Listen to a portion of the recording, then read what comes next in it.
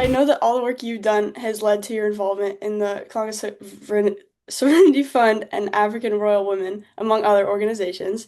But how'd you Right. get here? Can we have like a brief intro, what organizations you work with, how you started? Okay. I mean, I think actually it wouldn't be like organizational more than it was just growing up in a time or through systems that actually worked in my favor. I didn't know that they were shaping me to being a certain way. For instance, my parents put me in all girls schools. I thought it was the worst thing ever, but it was actually empowering me to have a voice. And through those type of schools, especially because they were private institutions, you get exposed to certain things, organizations through them. And a teacher of mine who thought that I was not very focused wanted to put me in outreach programs thinking that it was going to be something that was going to kind of get me to be more disciplined. And it just, you know, made me come alive. So I started getting a lot of my friends involved in things like that because it gave me inner peace. And it went from just merely helping any ground staff that had never finished their high school diplomas to do math to making soup drives or collecting clothes or playing with kids who are orphans after school and reading to them, like just small things. And then also just trusting my instinct when something didn't feel right, like in my body, when someone said something, I would try to put up my hand and question it. And that kind of always got me into trouble. And something that stuck to me was, why do people have a problem with a kid asking a question about something that makes them uncomfortable? So it made me think about where I wanted to place myself in life. And the more I try to place myself and have an idea about where I wanted to be from a career path, the more I didn't feel comfortable in my own skin. So I had to become an entrepreneur, which was easy for me because then it just meant doing stuff because that meant something to me.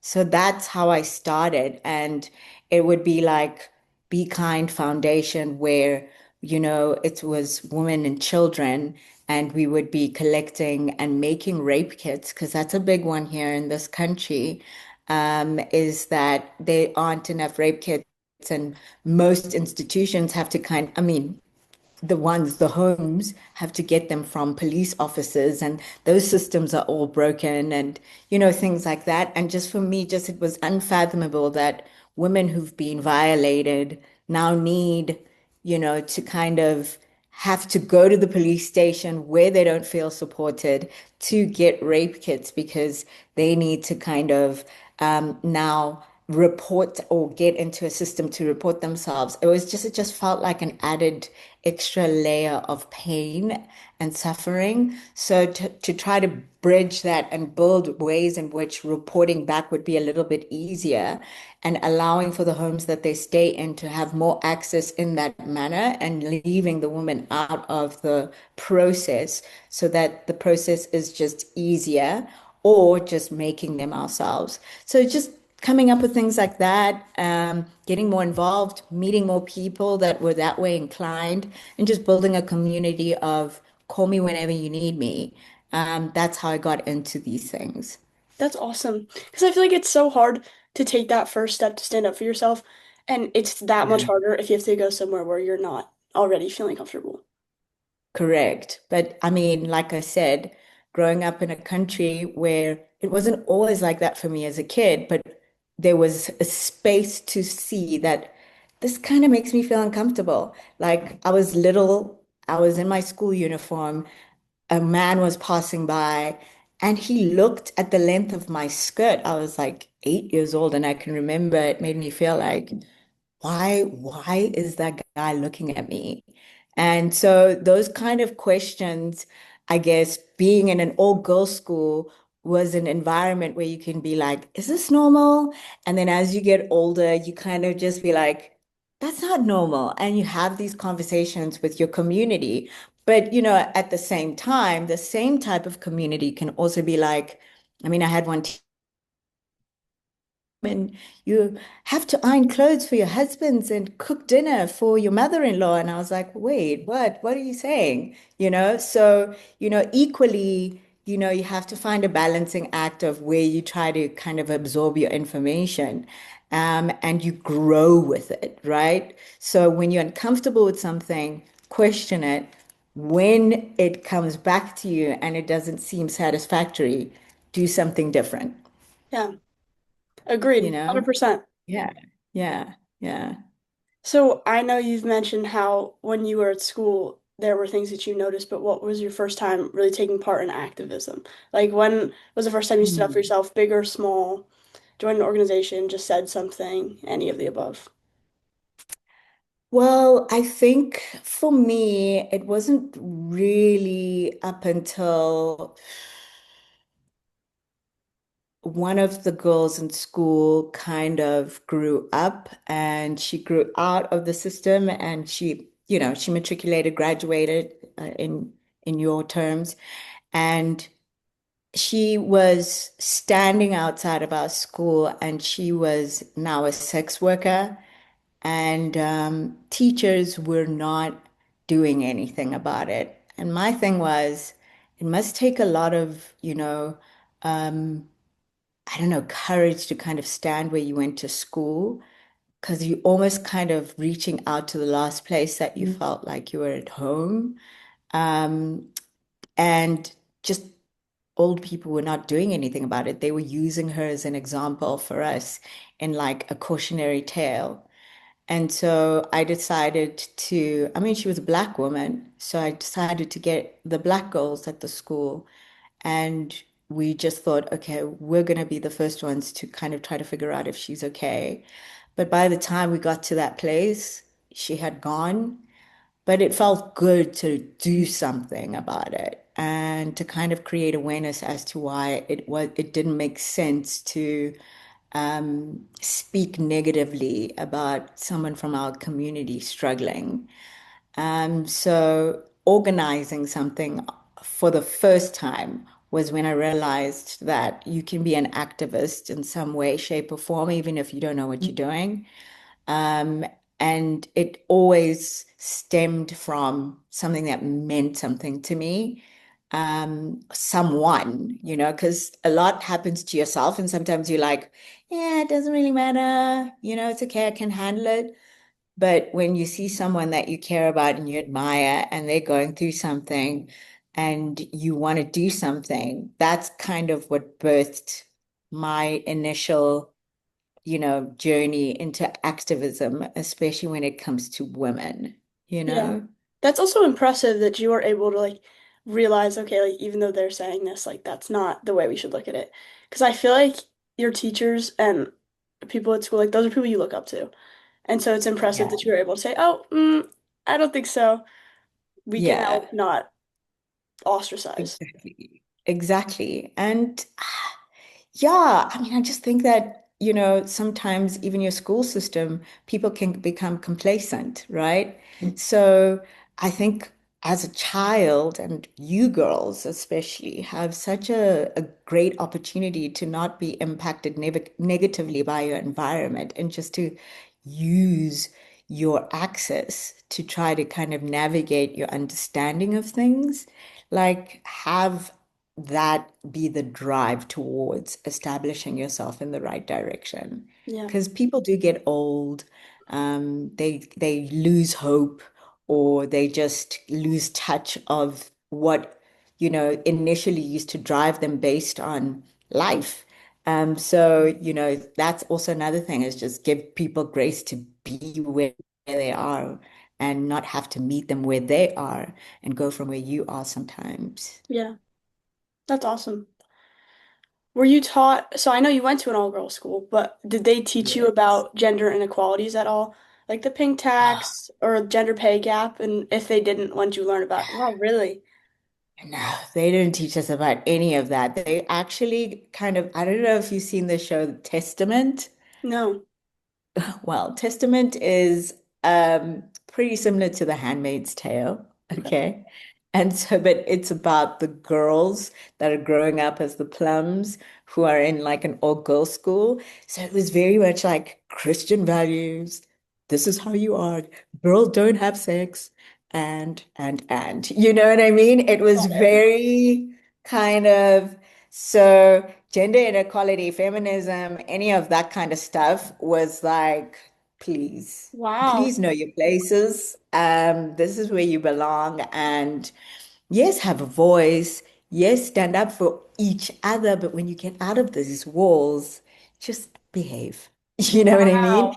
Yeah. Like so that kind of stuff probably is something that came into my psyche only when I got older. And even then, it was more my generation who were creating types of products and awareness around things of that nature in the world. It's still very, I mean, I grew up in a third world.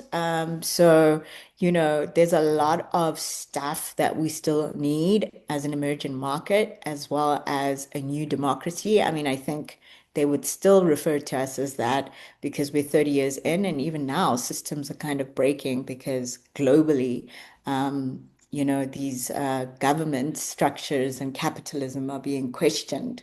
So, I think that there's a lot of stuff that's still missing that we need, and we kind of need pioneered by more first world countries like your USA, and it would be welcomed because I know that from working with women in like led institutions and organizations where they want to bridge that gap between America and Africa and kind of give access to women to understand these things. Yeah. That's interesting.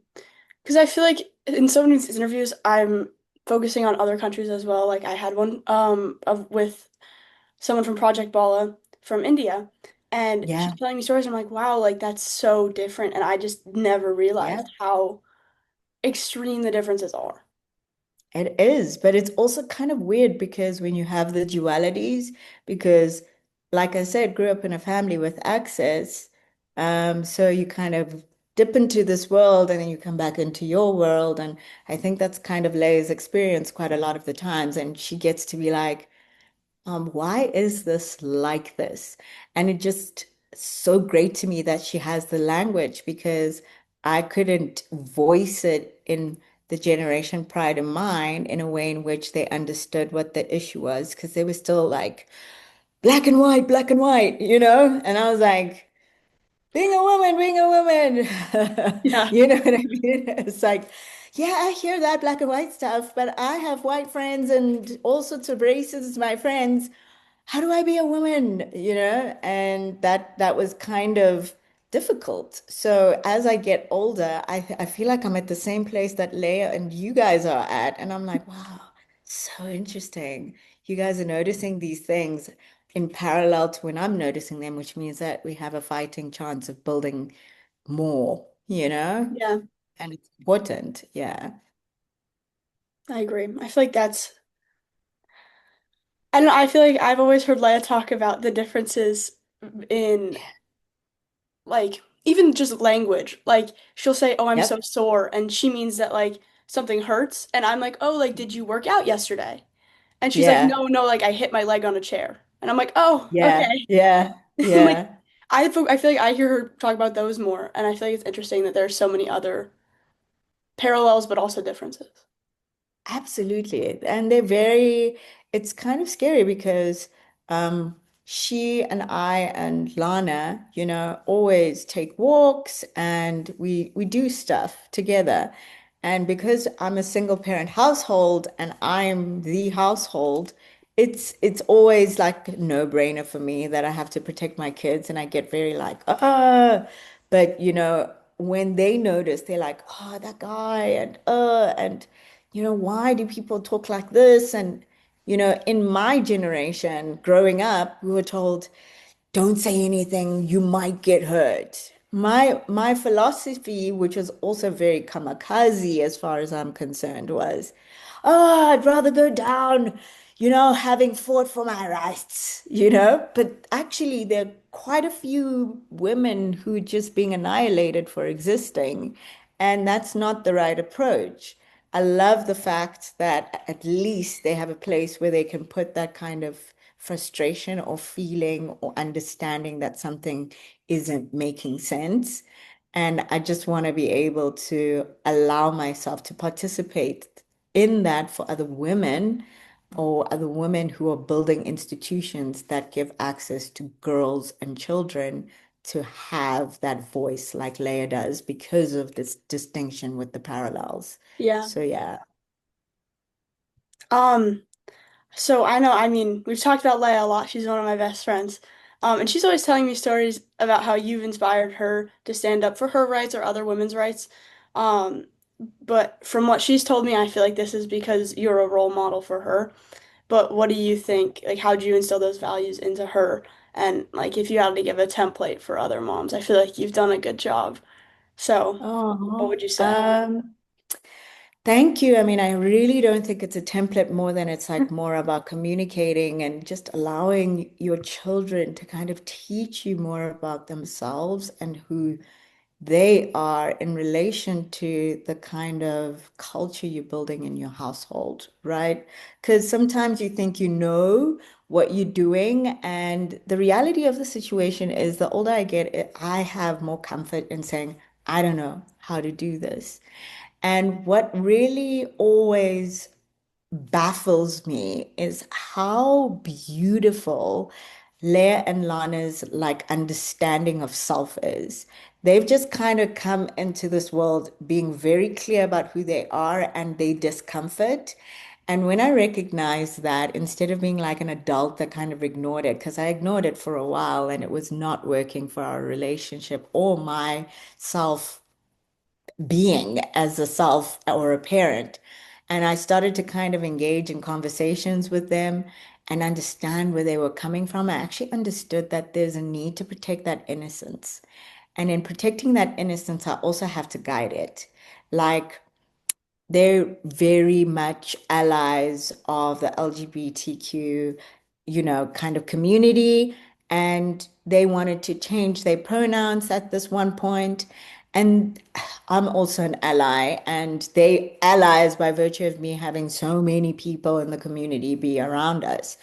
But they saw my face change when they were like she, they, and it was obviously very trendy at the time.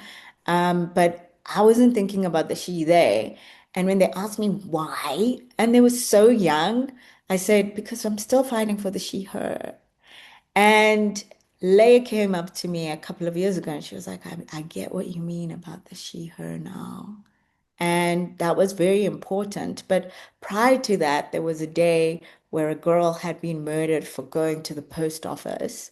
And we were marching about that. And we marched up to the Johannesburg Stock Exchange. And there was a lot of women-led marches that were organized because we wanted to declare gender-based violence as like, a pandemic.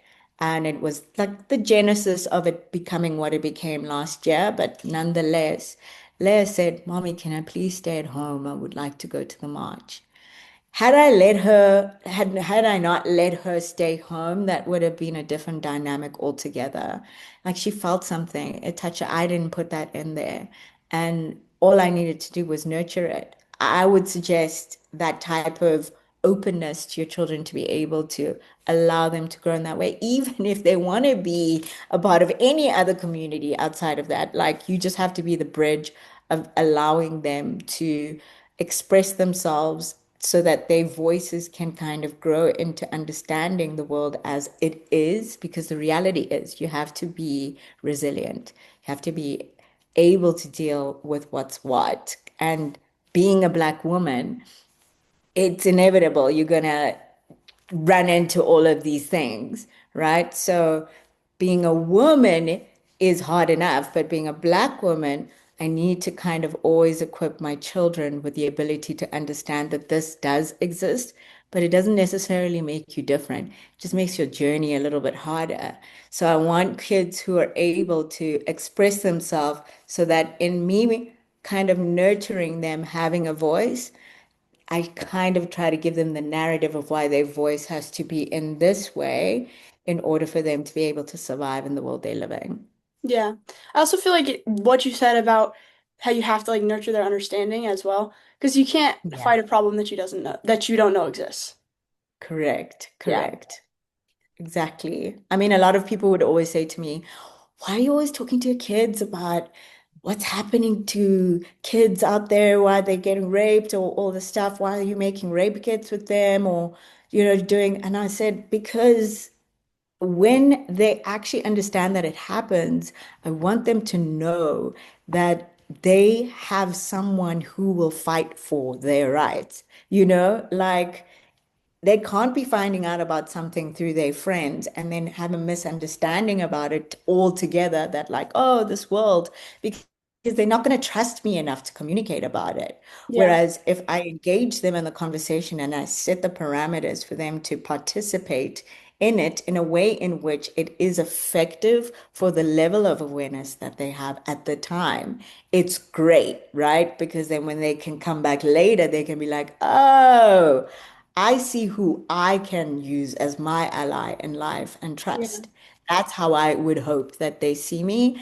And having this conversation with you has humbled me because I feel like it's happening in that way. And it's something that I prayed for. So it's like an answered prayer because when you see your kids think so highly of you that they can inspire other people's children to want to learn more about what you believe is the right way of doing life, it really is humbling because that's what you're doing it for. I'm not doing it for me, you know?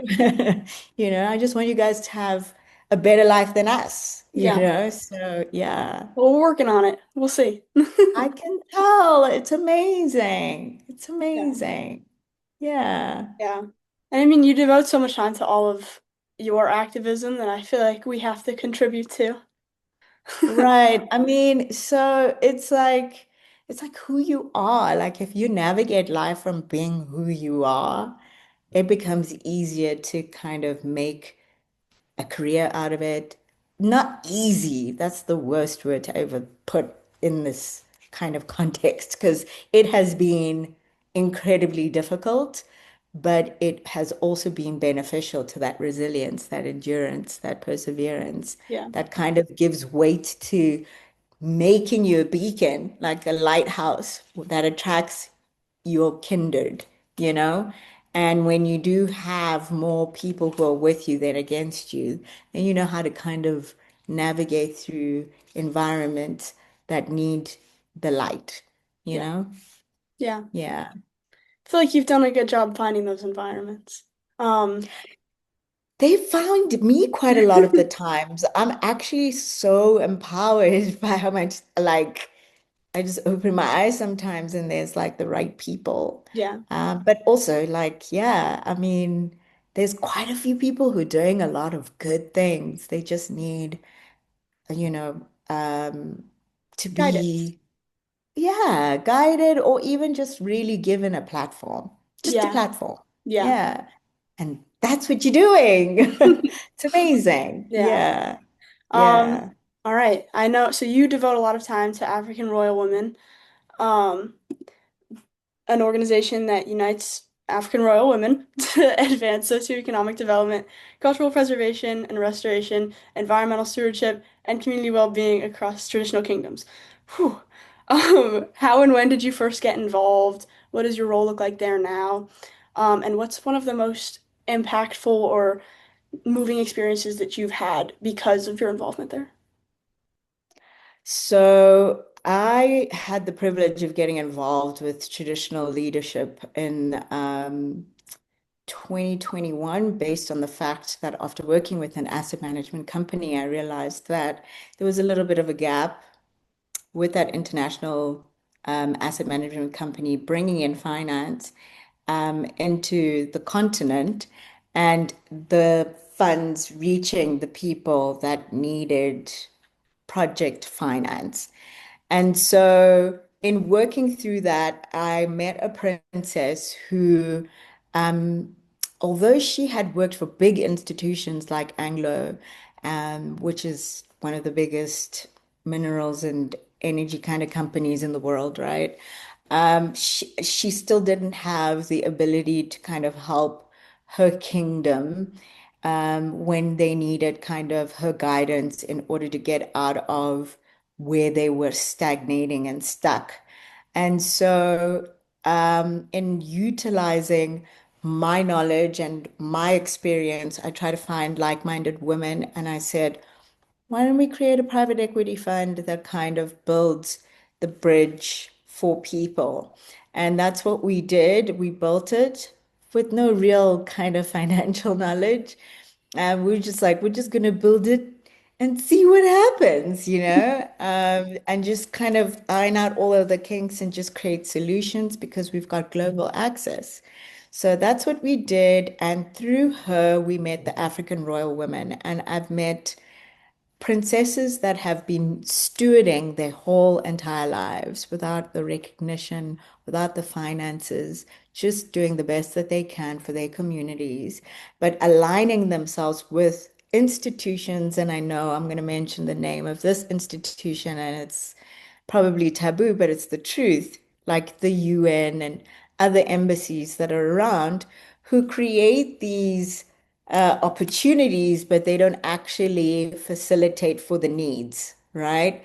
And so for me, when we started working with African Royal Women, we decided that we were going to be the type of institution that was going to build something that was going to make sense to the needs of the communities and these women and their historical context of what they want to, keep as an identity for future generations to come.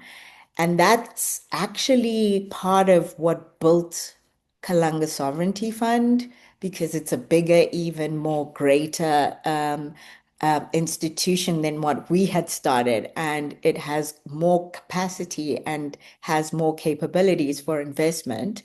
And it has also engaged governments and, more traditional leadership and proper monarchs. And it's starting to grow the legs. And we're just building those bridges and creating those conversations that allow for some benefit for the people on the ground. So my role now in African Royal Women is as a strategist. And in my time, I've also discovered I'm a princess.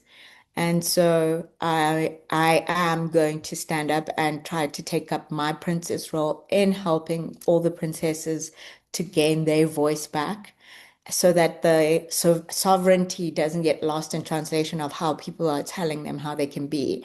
And now these are really like women of all ages. So it's pretty scary because they have so much knowledge, but they don't have the level of like, I guess, I think the chairman would say the courage that is needed to carry their voices across the board. So what we're doing is instilling the ability to be able to have that platform that allows for them to get to where they need to be able to do it for themselves and not need to grab agency from other institutions that don't benefit them. So yeah, Wow, that's awesome. That's amazing. yeah. It is. It's pretty amazing. It's a lot of Wow. work. Yeah, I can Yeah, imagine. Oh my gosh.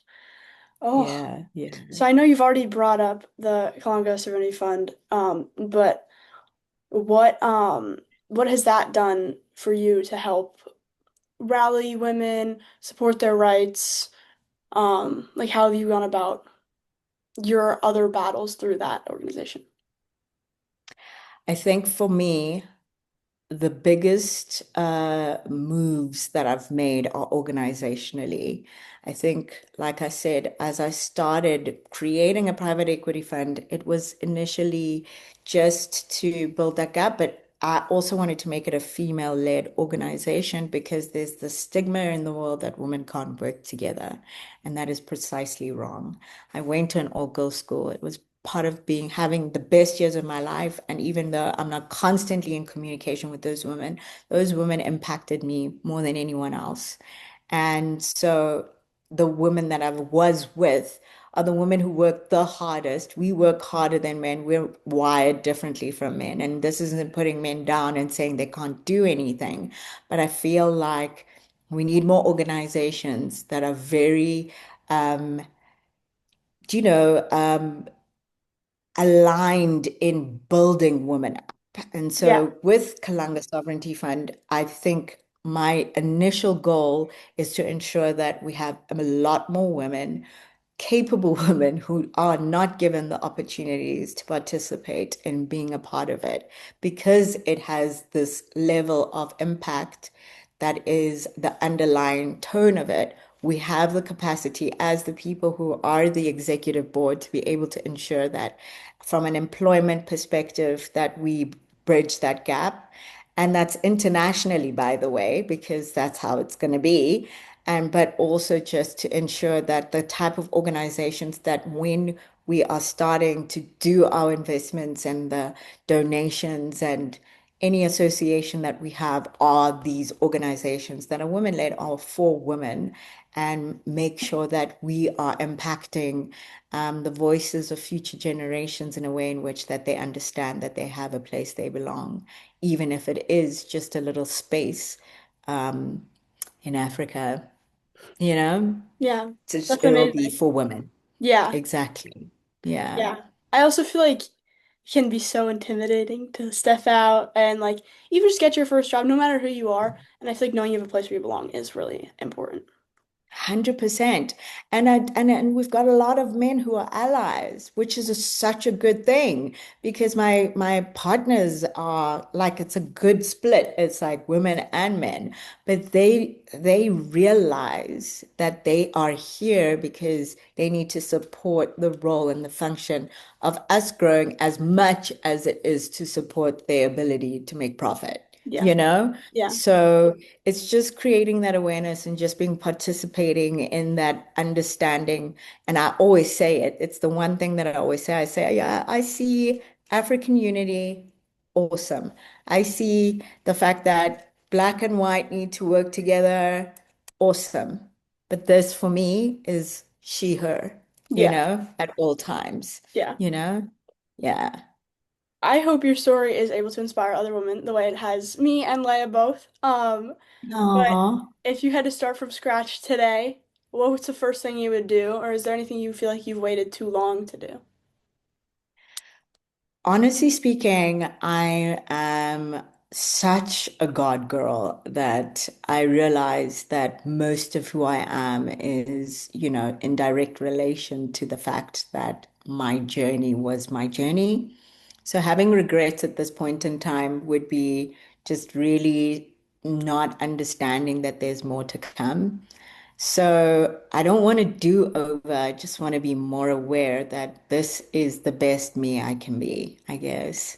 And hopefully give more grace to myself and to others in that journey because I can be a little bit more judgmental. And that's because that's how I treat myself. I expect so much out of myself.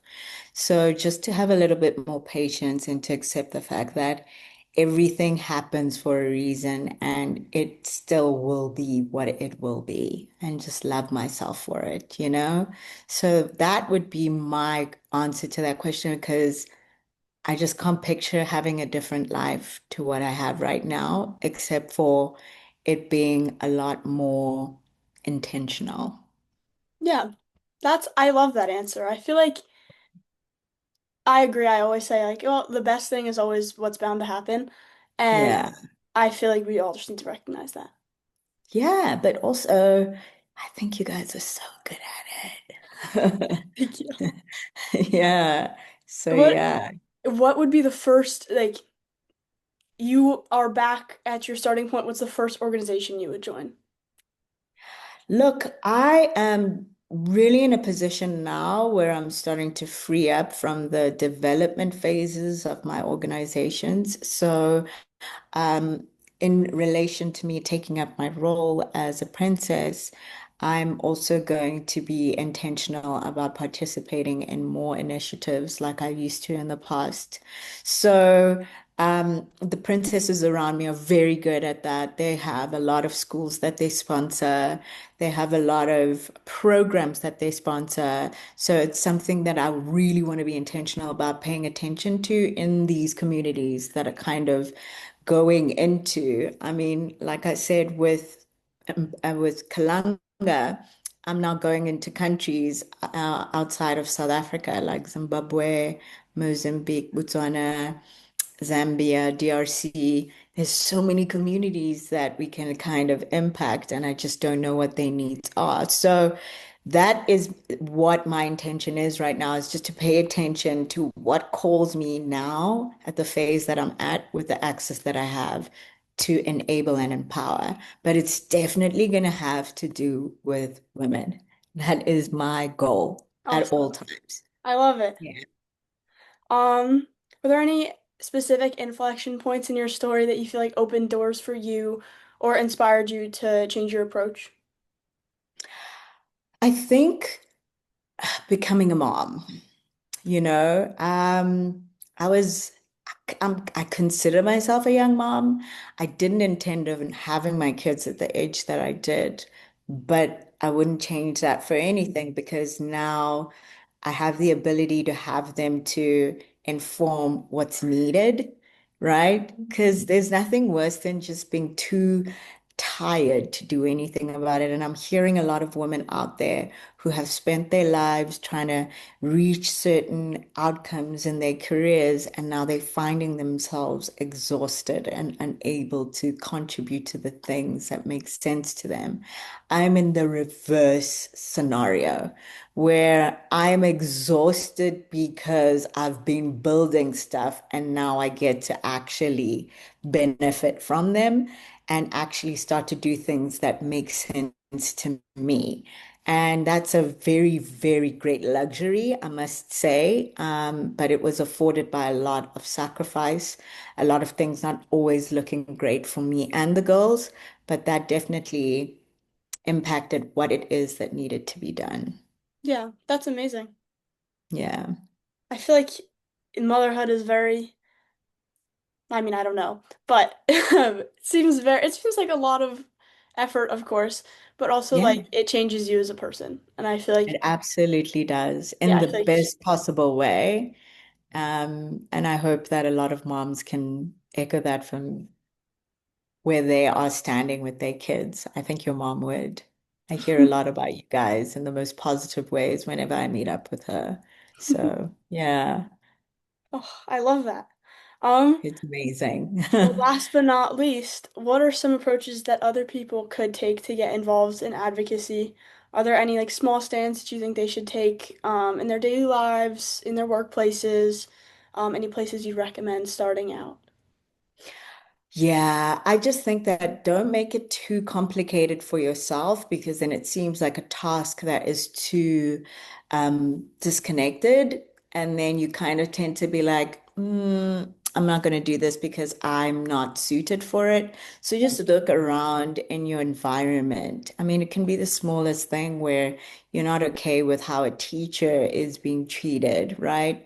I mean, for example, if a teacher who is a parent is not allowed to bring their kid to school so that when she finishes, something of that nature may be inconsequential to someone else, but it may be a big deal if everybody's advocating for you to be able to be a better parent at the same time of doing best as you the best as you can as being an educator.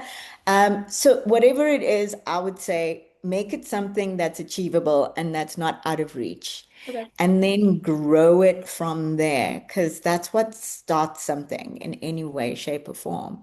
Like what you're doing right now, you're reaching out to who you have access to, and you're making that a starting point of building something. I guarantee you this is going to get way bigger than you think, because there's so much passion and I can feel it. I can feel it. Like when I see it and I look it up and I see it and I cry, I literally cry because I'm just like, Rowan, I can feel you in it. And that started from maybe joining that committee at school or, those steps are big things. Anything is big, especially just like not ignoring a desire. So that's what I would say. Awesome. Well, thank you so much. Yeah, no, thank you. Thank you.